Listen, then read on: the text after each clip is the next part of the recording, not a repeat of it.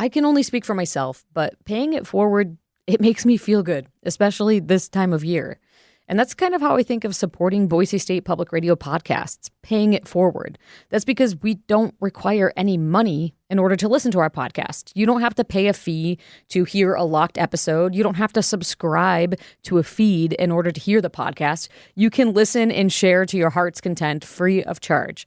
But it does cost money to make these things. And if you're able to pay it forward, between now and the end of the year, we would greatly appreciate your support. If you feel so inclined, if you feel so inspired, please go to boisestatepublicradio.org right now and click that blue donate button. Any amount, any frequency, it all helps the bottom line here at Boise State Public Radio. Thanks in advance for your support. And of course, thanks for listening. From Boise State Public Radio, this is The Connector. It's Idaho's Daily News. Good morning. I'm George Prentice.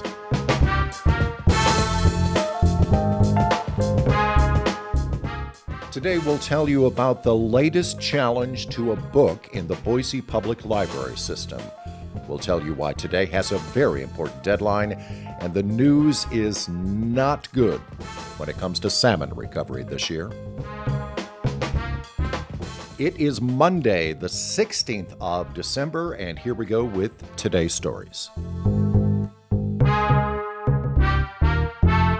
2024 began with heated debates at the Idaho legislature over books, and it ended with the GOP majority passing a measure allowing people to challenge any book they please in libraries.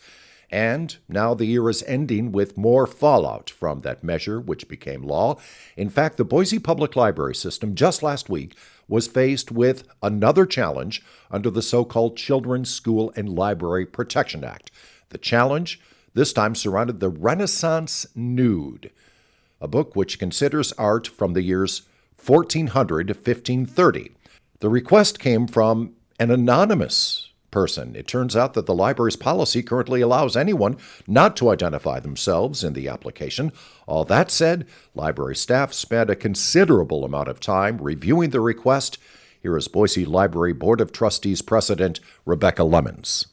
As outlined in the memo provided by our library director, we are considering the request to remove this book completely from the library's collection. The library recommends that we keep this item in the adult nonfiction collection of the library. We should note that the application from the anonymous person is redacted because it turns out that the application itself had inappropriate language, and the person threatens the library that they will, quoting here, sue you to the ground. Lemon said it was time for the library to start tracking just how much time and effort goes into each formal review.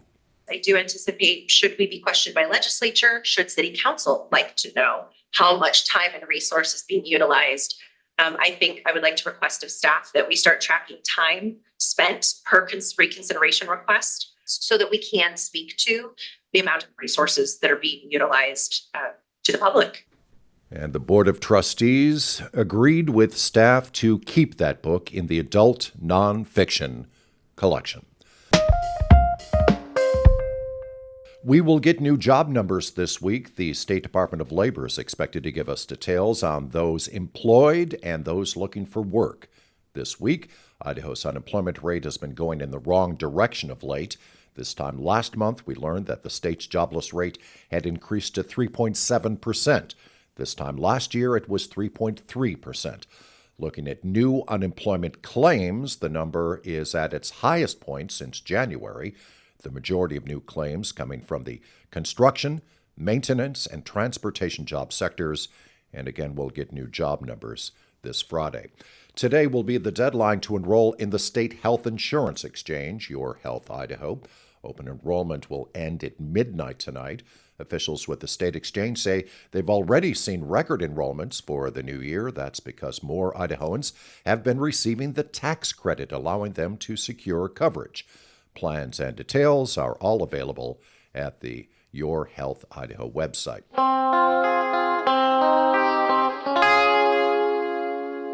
We'd like to issue a correction for last Friday's episode of The Connector, which included a story about several Idaho lawmakers sending the Boise State volleyball team a letter thanking them for standing up for women's sports after their forfeits to San Jose State University. In the story, we misidentified the San Jose State University trans female player.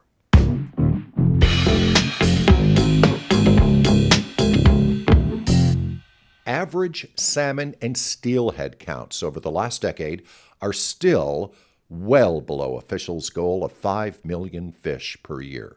James Dawson reports on the latest data out of the Columbia River Basin. Officials estimate 10 to 16 million salmon and steelhead return to the Columbia River Basin each year in the mid-1800s. From 2014 to 2023, just 2.3 million salmon and steelhead made that same journey. That's an improvement from the 90s when the average fell to 1.3 million fish due to dams, predation, and other environmental factors.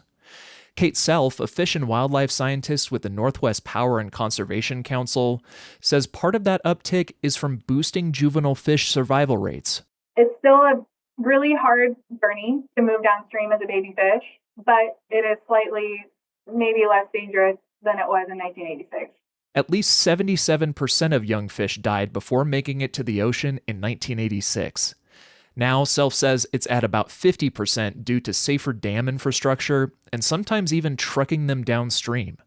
The council now wants to focus on increasing salmon and steelhead numbers, making their way further upstream, including into Idaho. James Dawson, Boise State Public Radio News. And that is today's episode of The Connector. I'm George Prentice. We'll see you back here on Tuesday. To stay in touch with the news between now and then, check out boisestatepublicradio.org or download the free Boise State Public Radio app.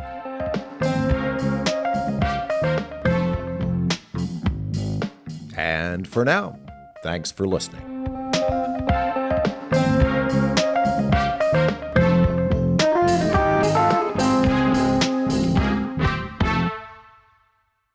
We could all use a little help navigating the news these days. The Consider This podcast wants to give you a hand. 6 days a week, we'll help you make sense of the day's biggest news story and what it means for you in less than 15 minutes. Listen now to the Consider This podcast from NPR.